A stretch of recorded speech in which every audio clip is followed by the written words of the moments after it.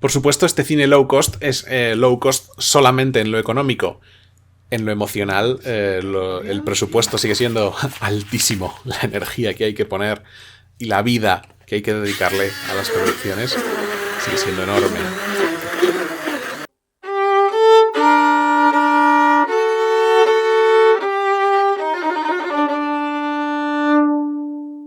Esto fue una película del año ¿qué? 2012. 2012. A 2014, mes de junio, aún no hemos recuperado ni un céntimo. Porque hemos invertido en cultura y entonces... En arte. En arte. Bueno, de ahí por eso sacamos el DVD ahora. Yo soy Carlo Padial, Hola, Carlo. He dirigido la peli. Aquí dice que es una adaptación libre de tu libro, de Erasmus, Orgasmus, muy libre, ¿no?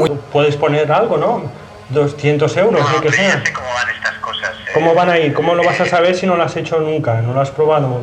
¿No has trabajado nunca conmigo? He estado en un montón de proyectos parecidos y ya sé lo que pasa. Como mi proyecto no vas a estar ni has estado nunca en ninguno. Y no, perdona que me ponga un poco así de violento, pero hostia, es que la verdad... Pero tengo otra llamada, Hay que decir que 5 minutos antes, media hora antes, da igual, habíamos recibido una llamada exactamente igual.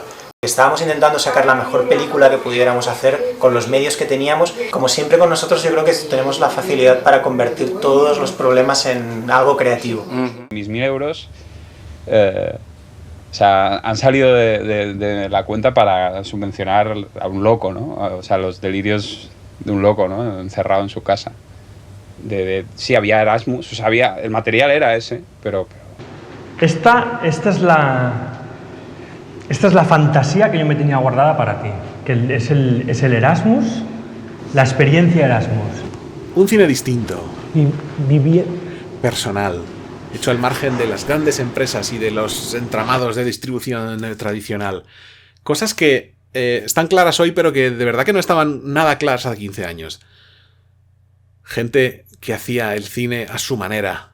Gente que rompió moldes, o como dicen en mi pueblo manchego... Tiene menos formalidad que la escritura de una choza. Un cine hecho con muy poco dinero. Es muy emocionante todo esto. Vamos, si me pongo a hablar... Bueno, es exactamente lo que estoy haciendo, ponerme a hablar de esto.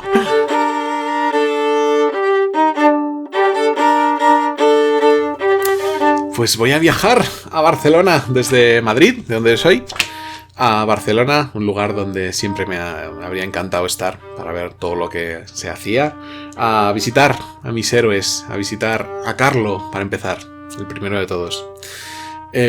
Toda esta gente de aquella época alucinante. Alguna que otra vez ya les he visto en persona antes. La primera fue en un show en directo que hicieron precisamente para financiar las últimas etapas de la producción de esta película de Mi Loco Erasmus, y fue un show basado en un vídeo previo, Go Ibiza Go, y fue increíble. Y recuerdo que tras el show, claro, hubo un momento de conocerles y tal, y había como una cola, y yo cuando llegué pues me quedé como mirándoles en plan de ¡wow! Os admiro mucho, ¿no? Y les sonaba yo de los comentarios de Facebook, y eso me flipó, y yo ahí como congelado, y la gente en la cola detrás. Bueno, voy a Barcelona a conocerles y a hablar sobre un montón de temas artísticos que me preocupan, hablar pues eso sobre su vida, que me cuenten, y sobre cómo ha influido Internet en sus vidas, que yo creo que ha sido de una forma poderosísima, porque precisamente esa generación pudo hacer esas películas gracias a Internet y al digital, ¿no? No era posible antes. Es esto. La movida es aquí, el tercer café, el que sienta mal, es este podcast. En fin, voy a conocer a mi héroe. Algo que te aconsejan que no hagas. La movida, bra café, la movida, bra café. Pues vengo a Barcelona a verte, Carlo Padial, por admiración y por simetría, porque noto ciertas conexiones entre tu vida y la mía. A ver cómo me organizo. Pero la idea es que esto sea una cosa como lo más relax que pueda. Subrayo mucho la idea de relax precisamente porque no lo hay. Entonces, capaz. Claro. La edición... La arregla todo. La edición sí, a veces eso es. no, por eso. No, pero si no la arregla es que también es bueno. O sea, en 2005 para mí es un año muy importante porque nace Facebook, nace YouTube, ¿sabes? Y de algún modo el sueño ese de Internet se realiza. Porque antes había que saber hacer demasiadas cosas para estar en Internet y además a mí me pilló muy joven. ¿Tú en 2005 qué recuerdas estar haciendo? Pioneros no existía, ¿no? Sí, yo creo que Pioneros ya empezaba a existir. Debíamos estar haciendo nuestros primeros proyectos. Hay que tener en cuenta con nosotros que tanto Carlos de Diego como yo hemos tenido varias vidas. Es una cosa como que no se estila mucho ya. Pero nosotros tuvimos una trayectoria, buena o mala, en el mundo del cómic, y eso hace que empecemos en el audiovisual un poco más tarde. Cuando nosotros empezamos, la gente todavía hacía fanzines de fotocopias, de manera muy seria, de manera muy combativa, y llegamos todavía a coger esa última oleada con fanzines en los que publicábamos, como Alan Smithy, Va de Retro y demás. Y eran fanzines muy importantes, o sea, realmente sacudían a la gente que se dedicaba a hacer cómics, y tuvimos esa trayectoria de empezar en los fanzines, muy jóvenes. Sí. Luego pasamos a esas editoriales independientes y luego nos ficha el Víbora, donde también estamos un tiempo. Y yo ahí, a mí se me agota la motivación por hacer cómics. Y ya paso a la literatura y al audiovisual, junto con Carlos en la parte audiovisual. ¿Podrías decir algunos de los motivos por los que dejas de hacer TVOs? Dejo de hacer cómics porque soy muy rabioso y soy como muy ambicioso de una manera un poco infantiloide, y me di cuenta de que el cómic lo podía llevar hasta cierto punto. O sea, que podía llegar hasta cierto punto. No era lo suficientemente buen dibujante, ni sabía gestionar los elementos que integran una página de cómic, que son muy complejos, Y yo ya vi como que nunca iba a hacer un cómic tan bueno como los referentes que a mí me gustaban, que podían ser Vázquez, Robert Crumb, Daniel Close. Ya lo vi, o sea, ya vi que podía llevar el cómic hasta cierto punto. Y eso me jodía mucho, me daba mucha rabia.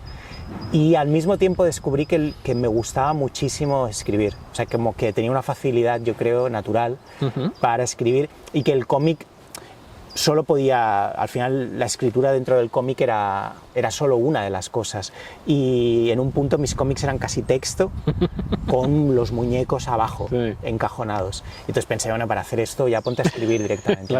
Y luego por otro lado yo tenía mi fascinación, mi dèria, como os digo en catalán, por el cine. O sea, yo al final hacía cómics porque no sabía muy bien, ni siquiera me lo había planteado, cómo acceder a hacer cine. Y el cómic siempre se ha dicho que es el cine de los pobres. Y entonces eso me pareció maravilloso. Y con Carlos de Diego montamos una pequeñísima productora que es Los Pioneros del Siglo XXI.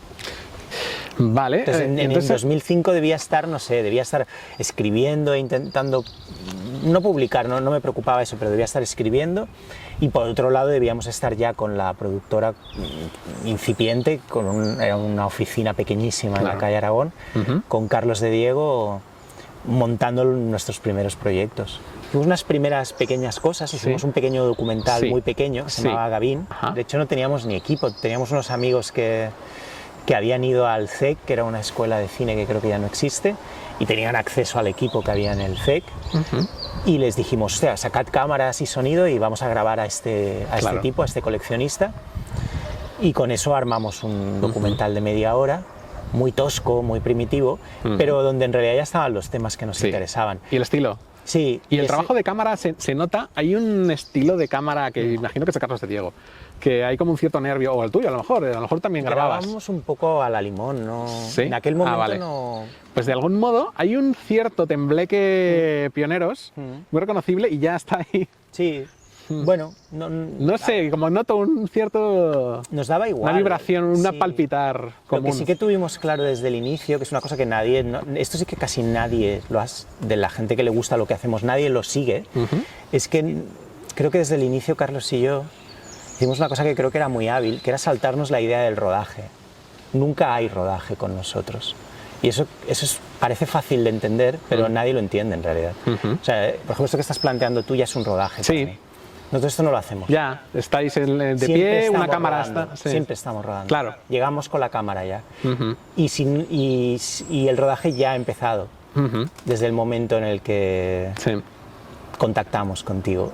Y de un modo u otro. Las notas de voz de WhatsApp ya son el rodaje. Y quizá al llegar a la supuesta grabación ya hemos grabado. Claro. ¿sabes? Y ya, pero esto parece fácil, pero es difícil de hacer, porque tiene su estilo. Y entonces el ir con la cámara muy en mano y tal, no es como que fuéramos unos sí, como una gente como muy atropellada o que no sabe lo que hace, sino que precisamente queríamos saltarnos la seriedad del rodaje, lo que conlleva un rodaje y también esa rigidez que te va a dar plantear una cámara, por ejemplo, como estás haciendo tú, o la rigidez casi teatral de una ficción cuando empiezas a tomártela en serio y tienes que iluminarlo todo y tal. Nosotros eso desde el primer día entendimos que no iba a salir nada bueno de ahí. Claro. Y entonces concebimos una manera en la que si caíamos en el error porque a veces no hay más remedio, de empezar con algo que se parece a un rodaje, porque a veces el sujeto no te da otra opción o la situación no te da otra opción, ese material no lo vas a usar, pero es la puerta de entrada necesaria para llegar a lo siguiente. No. Es decir, cuando hacemos ese tipo de juegos formales o de atacar la idea de filmar algo con esa actitud, tiene que ver con intentar profundizar, encontrar algo, llegar al inconsciente, y somos conscientes de todos los obstáculos con los que te vas a encontrar, porque grabar es pelearte con el exterior. Y pues, por ejemplo, ahora aquí, pues quieras que no, pues claro, la luz es agradable, pero puede venir, no sé, te puede distraer no sé qué, tienes problemas técnicos, e intentamos llegar como al fondo de una idea, de una persona, depende si estamos haciendo documental o ficción. Claro, eso se nota, las ganas de profundizar se notan. Yo creo que lo que transmitís es una gran verdad, una gran valentía a la hora de intentar presentarte a alguien, ¿no? Que bueno, siempre es una aproximación, pero o sea, hay que ser conscientes de que todo lo que contemos siempre es un fragmento minúsculo de todo lo que hay, pero bueno, claro, pero bueno. Que hay que decir que nos fue bien desde el inicio. Sí, eso he oído, que pronto os dieron dinero de una tele pequeña. Sí, de BTV, sí. Pioneros, de hecho, cogieron el último coletazo de la época buena, ¿no? De 2007 hacia atrás, que había muchísimo dinero para publicidad, para medios, para cine y para teles y en general medios de comunicación, y a mucha gente del audiovisual le iba muy bien. Y bueno, entre 2007 y 2008 pues fue al paro cantidad de gente, ¿no? Por ese desplome, que yo creo que lo que hizo fue revelar la debilidad fundamental de la economía española, ¿no? Porque es una crisis en la que realmente seguimos más o menos hoy. Lo irreal era lo de antes. Se pinchó el globo. Yo por entonces estaba en la universidad, en esa época, en los primeros años de la universidad, y decía, bueno, pues cuando sigo estudiando y para cuando 100% ya he terminado la carrera y salga de aquí, ¿no? Y ya puedo dedicarme a tope a lo laboral, pues ya habrá terminado la crisis. Por debajo de lo que ves en redes sociales o de lo que te está intentando comunicar todo el mundo, que es éxito y es presencia, y objetivamente es un momento complicado. Es decir, a todo el mundo que se ha abierto al mundo ahora se lo ha hecho en unas condiciones complicadas, con mucha inestabilidad, mucha inseguridad, y entonces eso ha generado a un artista, periodista, gestor cultural, en general todo el mundo, especialmente de la cultura, supongo que ha pasado en todos los ámbitos, pero yo solo me muevo en este, mucha gente muy agresiva, es decir, mucha gente que su manera de abrirse camino ha sido como con el cuchillo en la boca y haciéndose sitio pues por la vía de extremar sus opiniones, ser increíblemente invasivo, ser como muy sociable, como intentando establecer conexiones compulsivamente. Yo personalmente no soy así, he intentado como que lo que hago sea suficiente, ¿no? No lo voy a asociar a nada ni ideológico, ni no sabes a quién voto, no es importante.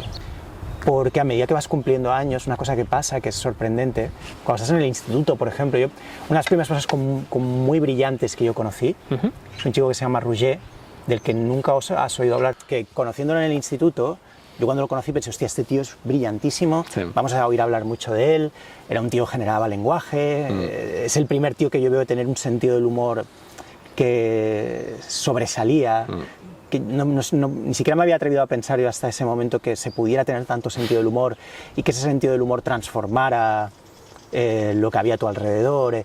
Y la primera persona a la que se la veo es a esta persona, que se llama Roger, con la que estudié en primero de BUP, Y es una cosa que me ha llamado mucho la atención el por qué esa persona y muchas otras que he ido conociendo, claro, ya es obvio, ¿no? Vas cumpliendo años, claro, y vas conociendo en cine, en literatura, en cómic, y normalmente la gente que más destacaba en el momento puntual nunca es la que acaba... Sí, no hay como dos momentos, hay como gente que experimenta y luego gente que coge eso y lo empaqueta para el resto de... Bueno, es un equilibrio raro, es decir, yo si pienso en el mundo del cómic pasaba igual, cuando empezábamos a publicar había dos personas muy brillantes, una ni siquiera me acuerdo del nombre, que es muy jodido, todo el mundo lo reconocía como el más brillante, era un chico con una mano extraordinaria, y luego otro se llamaba El Rey de España, que era un autor de cómics, que creo que era vasco, pero que vino a vivir a Barcelona, que era de una genialidad absoluta, era un talento sin control, era un chico como que se ponía a pedir dinero en las Ramblas con una garrafa de plástico de 5 litros en la cabeza, y si le dabas dinero te eructaba. No. Y era un talento sin control, era una persona, te hacía las páginas en el suelo en el momento de entregarlas, con un lápiz, con lo que tuviera, con un boli, sí. En las tiendas de cómic mismo armaba los cómics, o sea, era un talento muy fluido, muy natural, todo el mundo decía, no, el bueno es el Rey de España, el bueno es el Rey de España, y no se ha vuelto a hablar del Rey de España. Ya, no me suena. En general me ha pasado en cada fase de cada cosa a la que me he dedicado, ya. Y claro, eso te da a pensar. Y acabas llegando a la conclusión de que el talento puro, o lo que tú detectas como talento puro, es decir, la capacidad de inventiva, que sí que es algo concreto, no es una cosa, no todo es postmoderno, no todo es opinable, sí. O sea, las cosas son objetivas, hay un principio de realidad. Ajá. O sea, hay gente que si tú la pones 5 personas en una habitación, hay uno que es más ingenioso que el resto, ya está. No, sí, si a los otros 4 les jode, pues que se jodan. Pero esa capacidad pura de talento no te garantiza necesariamente que sea quien va a tener la mejor trayectoria, claro, o una carrera profesional, claro, o el que más dinero va a ganar. Pensando en esta historia de Internet y del low cost, ¿no? Esta época tan favorable, ¿no? Esta edad de artistas, diríamos. Me gusta pensar en Macbeth de Shakespeare, ¿no? Veo un paralelismo ahí con esa obra de teatro clásica, ¿no? Bueno, Macbeth, pues es este guerrero medieval escocés. Le gustaría hacer el rey, tampoco hace nada en principio por ello, pero bueno, eso que ser el rey no creo que haya que entenderlo necesariamente como querer mandar sobre otra gente, sino pues que ser independiente, que nadie reine sobre ti, ¿no? O sea, es como en Internet, ¿no? Quiero ser yo mismo en Internet y es ese sentido, ¿no? Ser el rey de mi propio mínimo castillo, ¿no? Personal. He hecho unos dibujillos. Bueno, el tema es que Macbeth, después de vencer una batalla contra unos invasores, ¿no? Va como por un páramo, ¿no? Después de la victoria, va con otro colega, ¿no? Llamado Banquo, van los dos. Y, bueno, tienen como una aparición sobrenatural. Se les aparecen como unas brujas, ¿no? 3 brujas que les hacen varias promesas, así fatídicas. A Macbeth le prometen que será rey y al otro tío, a Banquo, le prometen que no será rey él, sino padre de reyes, ¿no? Bueno, pues esto ya basta para encender la tragedia. A Macbeth se le mete en la cabeza que va a ser rey, y entonces acaba matando al rey, y claro, la cosa no queda ahí, sino que acaba matando a más gente, matando al otro tío, a Banquo, en fin, monta ahí un cirio, porque, bueno, la profecía autocumplida, ¿no? Y esto pues, es como Internet, ¿no? La ambición nunca para. Que yo creo que lo de las brujas no hay brujas. Yo creo que Macbeth, después del subidón de la victoria, se viene arribísima y se le aparecen porque... O sea, son las brujas, yo pienso. Es mi interpretación. Deja caer la sangre derramada por Macbeth. Brota de nuevo en forma de estas brujas. Que, bueno, en fin. El destino. El tío quería ser rey. En fin, yo qué sé. Pequeño paralelismo clásico. A lo mejor en cada capítulo pues voy siguiendo la historia de Macbeth un poquito. O sea, como una pequeña... No sé... Bien, por suerte, en el archivo tenemos toda la información. Y más importante aún que la información, contamos con los principios académicos y los valores científicos para desmentir las falsedades de que Masles Roy quiere convencerles a todos ustedes. Porque, verán, Para Masles Roy, Macbeth no es simplemente un símil que se le ha ocurrido para contarles a ustedes la historia del low cost, haciendo un burdo paralelismo con la obra inmortal, inmarcesible, Siveret, shakespeariana, que lleva inspirando a la humanidad entera desde 1606. Nada más lejos de la realidad.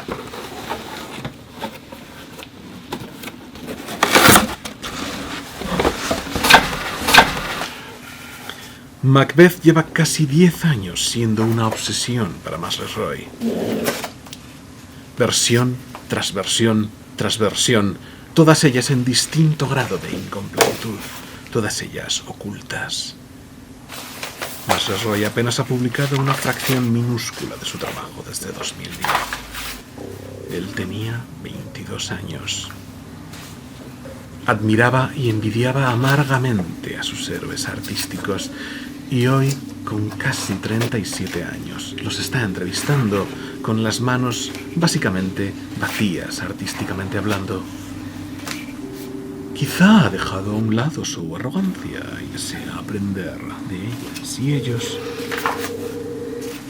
Admito mi sesgo como profesor que me hace parcial a esta hipótesis, pero formen su juicio, sigan escuchando. Yo soy alguien que desde niño, si pienso en mí de niño, yo era alguien como profundamente aterrorizado hacia el exterior. No entendía el colegio, no entendía las relaciones de poder que se establecían entre la gente. Recuerdo ser hipersensible. Yo creo que la mayoría de cómicos o de gente, creo que en general cualquier persona que tenga una pulsión creativa fuerte, pero en los cómicos, y ni siquiera sé si yo soy un cómico o no, pero hay algo ahí. Bueno, ejerces de cómico a veces. Puede ser, no lo sé, pero sí que hay como especie de hipersensibilidad que es muy perjudicial y que te puede llegar a aniquilar si no la sabes gestionar. Y sí que recuerdo perfectamente el no entender cómo funcionaba nada, el no querer estar fuera, el no querer estar en el colegio, el estar profundamente violentado por las relaciones de poder que ya de niños se establecen en cualquier clase, entre unos con otros, los profesores, el tener como que encajar dentro de un sistema, en primer lugar el sistema escolar, luego las jerarquías que se van a establecer entre niños, los populares, los no populares, los fuertes, los flojos, los raros. No me interesaba nada de todo eso, tampoco los raros, ni los... Nada. Recuerdo cómo ver todo eso, un poco... Lo recuerdo perfectamente, muy de niño, con gran distancia, un poco asustado de que eso fuera el mundo, muy desinteresado por lo que te podían proponer. Y recuerdo que la única maniobra de defensa a eso era el ingenio, que aparece de manera muy, muy precoz. Eso sí que lo recuerdo muy bien. Recuerdo que lo que no podía hacer nadie en la clase era hacer un dibujo determinado o hacer una redacción determinada. Curiosamente, aunque luego le voy a dedicar mucho tiempo al dibujo en mi vida, más del que yo quisiera hoy, es escribiendo como encuentro mi sitio inicialmente, ya de muy niño. O sea, como la forma de posicionarme y de llamar la atención y como de, hey, mira, este que no habla o este que no sabemos muy bien cómo ubicar, ha escrito esto. Y la profesora, que por el otro lado no sabía qué hacer contigo, leerlo en voz alta y todos los niños reírse. Porque estabas explicando algo de una manera muy ingeniosa, que debía ser espantosa, pero bueno, estamos hablando de niños muy pequeños. Y entender que ahí había algo. Y gracias a eso, a ese ejercicio de ingenio precoz, desesperado, atraer la atención de la gente quizá más interesante de la clase y de los profesores un poco más receptivos a los niños un poco diferentes y que se apiadaban un poco de ti y te decían como, bueno, Carlos, ya sé que no te interesa nada, no escuchas nada, pero bueno, hay esto, hay lo otro, ve con cuidado. Y los niños y las niñas que yo detectaba que eran más interesantes eran precisamente los que venían. Ese mecanismo me acompaña toda la vida, no hay nada más, de hecho, es volver a tu cuarto, yo soy hijo único. Yo también, es algo que debemos, ¿noto? Sí, y volver un poco al cuarto, volver a generar cosas con las que volver a llamar la atención del exterior. Te lo podría resumir en una frase que te viene bien para la edición, que es... El titular podría ser como... No hay titulares aquí. No, ya lo sé. Pero bueno, dámelo. Es como yo te entretengo a cambio de que no me acuchilles. Sí. Eso ha sido tal cual mi vida. Es decir, entender que la única cosa a la que podía acogerme era a un cierto ingenio. Sí. Si ese ingenio venía con humor o venía con... Solía venir con un elemento satírico, como de mostrarte aquello que estabas viviendo de una manera insólita para el resto. Sí. Y como un poco juzgándola, ¿no? No juzgándola, sino riéndote de ella, adquiriendo una distancia. Siendo sincero, no pasa nada, pero la mayoría de gente no tiene distancia sobre lo que vive. Esto es así. Es impopular decirlo, pero es así. Entonces, lo que suele hacer alguien, un escritor, escritora, más que el cine, pues el cine puede contenerlo, pero se ve mucho en ciertos escritores o escritoras o en ciertos humoristas también, es distancia. Lo que te hacen es mostrarte una realidad que conoces perfectamente desde un ángulo que no habías visto. Y en general lo que tienen esas personas son distancia. Es decir, yo al final cuando hablo, por ejemplo, del mundo de la terapia en Portuondo, lo que creo que lo hace interesante en un primer momento es que creo que hay distancia. Es decir, no me lo he creído, pese a que me interese mucho. Y te voy a ser capaz de mostrar muchos arquetipos, muchas situaciones, y que a mucha gente se va a enfadar. Mucha gente que yo coincidí en ese centro de psicoanálisis al que fui, que habrá sentado mal, claro. Te va a decir como, hombre, joder, esto que mira más dura, ¿no? Pero no es que estés juzgando, simplemente creo que simplemente estás viendo lo que hay. Claro, además a mí me parece muy cariñoso el retrato que das, o sea, sin haber estado yo allí. No sé hasta qué punto está distorsionado, pero a mí me pareció tiernísimo lo de Carlos Portuondo. Sí, nunca he sido... O sea, puedo ser muy duro, pero no creo... Siempre hay un factor de gran humanidad.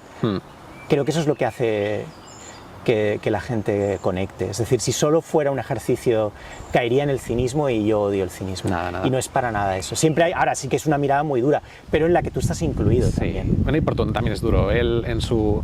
como personaje, como... Sí. Y además está lleno de consejos de verdad el libro. O sea hay una gran ambivalencia en mi mirada sobre las cosas. Al mismo sujeto al que estoy satirizando, también estoy compadeciéndome de él, también estoy identificándome con él. Y creo que es una de las diferencias cuando ves simplemente un retrato cínico de algo, y dices, esto es terrible, ¿no? Esto es abrasivo, esto no va a ningún sitio, ¿no? Claro, porque la cuestión es por qué lo ha hecho, ¿no? O sea, por qué hacerlo. Es muy complicado darle una razón a las cosas, a un porqué a las cosas, pero bueno, sí que está el primer porqué que se te ocurre, que normalmente es muy fuerte, ¿no? Y, madre mía, qué mal me explico, ¿no? El porqué que das es muy... no sé.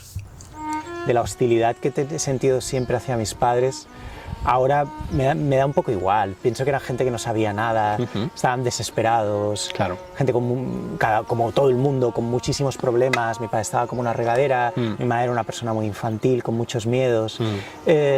Bueno, pues hicieron lo que pudieron, y bueno, les agradeces, en mi caso, el que a su manera chiflada pues te descubrieran, por ejemplo, el humor. Ellos estaban en contacto con el fanatismo, y eso era bueno. A tu padre creo que lo hemos visto muy fanático en algunos momentos, ¿no? Siempre, mi padre siempre. Era Quique da Silva, el de al principio del primer... de Goi Bizagó, ¿verdad? Sí. Y sale en Algo muy gordo, creo también. Y no sé si lo corté al final o no. No me suena que salga. ¿No sale? No me suena. Ah, pues entonces lo corté. En mi caso, me convertí en el padre de mis padres, y lo tengo muy claro eso. Y me ha llevado muchísimos años el ser capaz de, gestionar todo eso, como creo que le pasa a todo el mundo sensible, pero sí, y es algo que te va a llevar toda la vida. Por eso Portuondo decía que el psicoanálisis no se acaba nunca, pero creo que lo que sí que aprendes es como que al final la vida es como... Hay toda una serie de métricas que no son opinables, ¿sabes? Y entonces creo que es interesante ver que, tenemos a esta persona, en este caso ahora estamos hablando de mí, pues Carlo Padial, muy neurótico, con todas estas circunstancias, pero hay toda una serie de métricas medibles, que, ¿sabes? Ha podido sacar su obra, está sacando su obra, vive profesionalmente de sacar su obra, tiene hijos, los hijos están bien, no les faltan nada, es decir, lo paga con lo que gana haciendo... Entonces, es una persona que dentro de lo mal que está este tío, o sea, de la neurosis que lleva, de la visión tan jodida que tiene del mundo, de la tendencia a alienarse a él y a los que le rodean, cuidado porque, no está mal. Entonces, Eso no es opinable. Tú luego puedes decir, no me gustan los libros, no me gustan las películas, es todo un puto horror maravilloso. Pero objetivamente eso está ahí. Carlo ha contado en otros sitios que tras el estreno de Mi loco Erasmus, apenas tenían dinero ni siquiera para ir a los festivales a los que había sido seleccionada la peli. Así de apretada estaba la cosa. Pero a medio y largo plazo les fue muy bien. Porque consiguió no solo seguir haciendo grandes obras personales, ¿no? Rabiosamente personales, sino también grandes éxitos de público, incluso apareciendo en la tele. Recibimos a su director y su protagonista, Berto Romero, Carlo Padial. Venga, vamos. A mí lo que me ha parecido es de las cosas más diferentes que he visto en muchísimo tiempo. Está muy bien. Eso ya está bien.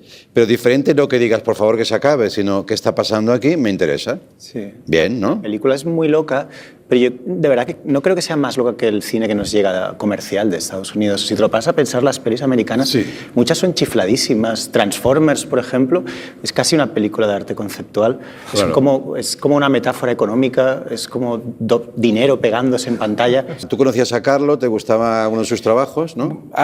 Yo vi Mi loco Erasmus, que es la primera peli de Carlo, y me pareció que tenía ideas muy, muy chulas. Me parecía un tío encantador. Sí. Yo me imaginaba que estaría en un cuarto desollando gatos. Y también empezó una etapa de Carlo alucinante, haciendo vídeos virales para... Playground me ha enviado para hacer un vídeo sobre el Primavera Sound. Llevamos un rato dentro, pero no está sucediendo nada, es bastante aburrido. Y en cambio nos hemos dado cuenta de que la verdadera actividad está aquí fuera, entre la gente que no ha podido entrar. Y de algún modo aquí está el verdadero festival. Creciste sin internet. Yo de niño lo vi llegar. Tú no lo viste llegar de niño, tú lo viste llegar bastante adulto, ¿no? Sí, sí, sí. En el 97 por ahí, tú tendrías 30 años o cerca, ¿no? No, coño, tenías 20 años, vale. Sí. Eso es. Tu carrera sin internet, ¿cómo te la imaginas? No lo sé, la verdad es que no te sabría decir, es como hacer un poco ahí de ciencia ficción. No sabría decirte, yo creo que al final llegas exactamente al mismo sitio siempre. Creo. O sea, creo que la cuestión es cambia el camino, cambia la trayectoria.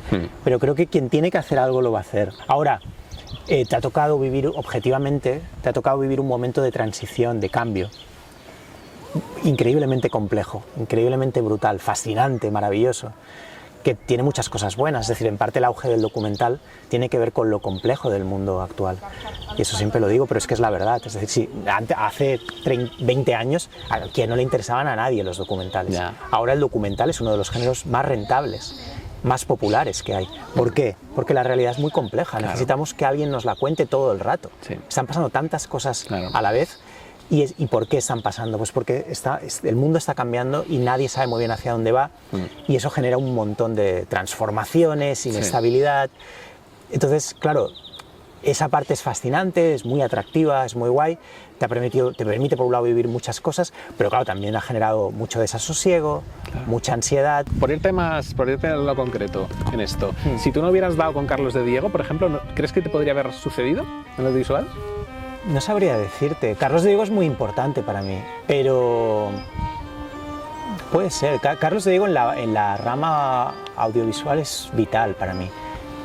Yo si a Carlos de Diego le pasara algo, yo no sé, desde luego no haría lo mismo. Recemos. Desde luego no podría hacer lo mismo.